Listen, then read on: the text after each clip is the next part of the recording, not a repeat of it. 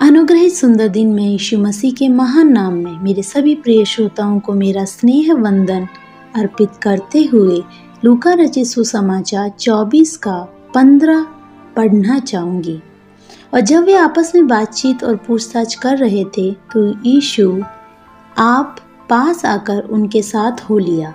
पढ़े हुए वचन के आधार पर साथ चलने वाला परमेश्वर विषय पर मनन करने के लिए आओ हम परमेश्वर में समर्पित हो जाएं। यह दो यात्री जो यरूशलेम से एमुस की तरफ जा रहे थे, यह दोनों यात्री हम जिस समाज में रहते हैं उसी को प्रदर्शित करने वाले हैं। यह दोनों व्यक्ति जिसके बारे में बड़े ही ध्यान से बातें कर रहे थे, वही व्यक्ति उनके साथ चल रहा था और वह इन बात से बिल्कुल अनजान थे। साफ साफ कहें तो जिस व्यक्ति के बारे में यह लोग बातें कर रहे थे वही व्यक्ति इनके साथ था, पर वह नहीं जानते थे। ध्यान दें, जब हम शंका और बातचीत करें तो वह परमेश्वर हमारे साथ, हमें हमारे लक्ष्य तक पहुंचाने तक हमारे साथ साथ चलता है। यह हम सब ध्यान रखें। यह सब जीवन के धन्य अवसर हैं। आधुनिक मनुष्य जब सफलता की ऊंचाइयों पर खड़ा होता है, वही सफलता उसके नाश का एक कारण बनता है।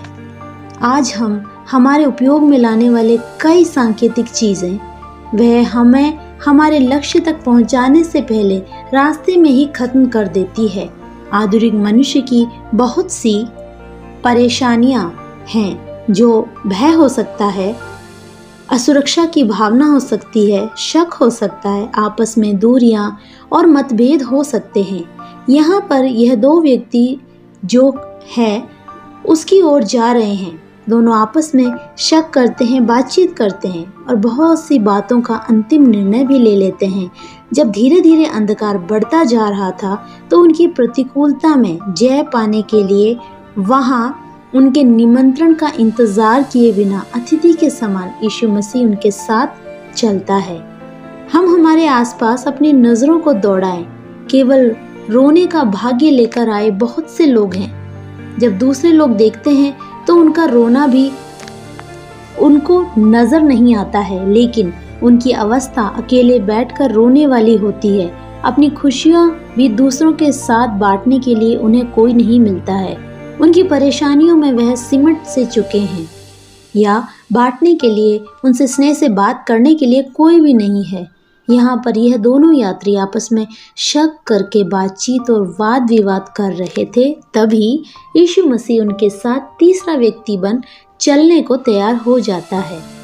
मुझे सुनने वाले प्रियो, क्या आप लोगों ने भी इन यात्रियों की तरह उदास चेहरे के साथ इस सुबह का स्वागत किया है? क्या आप दुख के साथ बैठे हैं? क्या आप शोक मना रहे हैं? बड़े ही बोझ के साथ में अपने आप को अपने घरों में सीमित करके जैसे जेल में जीते हैं वैसे जी रहे हैं? क्या आप लोग इस तरह की स्थिति से गुजर रहे हैं? तो देखो, आप लोगों के साथ चलने के लिए परमेश्वर स्वयं आ रहा है। मेरे प्रिय श्रोता, क्या तुम कई बार परिश्रम करके, कई रीति से परिश्रम करके भी हार गए हैं? क्या तुम उसे अनुभव में हो? वैवाहिक जीवन में, अपने व्यवसाय में, नौकरी में यीशु आप लोगों के साथ चलने को तैयार है।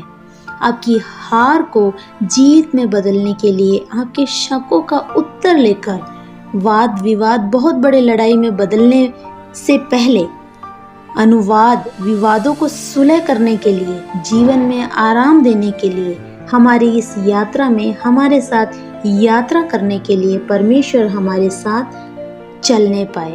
परमेश्वर की उपस्थिति को जानकर, परमेश्वर की सुनकर अंधकार से प्रकाश की ओर बढ़ाने के लिए परमेश्वर हमें बुलाता है। मेरे प्रिय श्रोता, आपके जीवन की यात्रा में आप अकेले हैं, ऐसा आपको लग सकता है, लेकिन वहाँ आप अकेले नहीं हैं। आपके साथ चलने वाला एक परमेश्वर आपके साथ है। आओ प्रार्थना करें।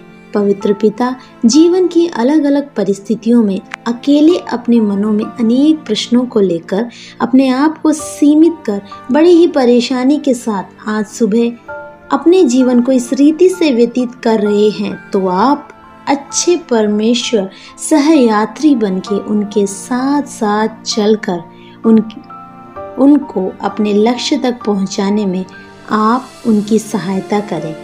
सारी महिमा आपको मिले। यीशु मसीह के नाम में आमीन।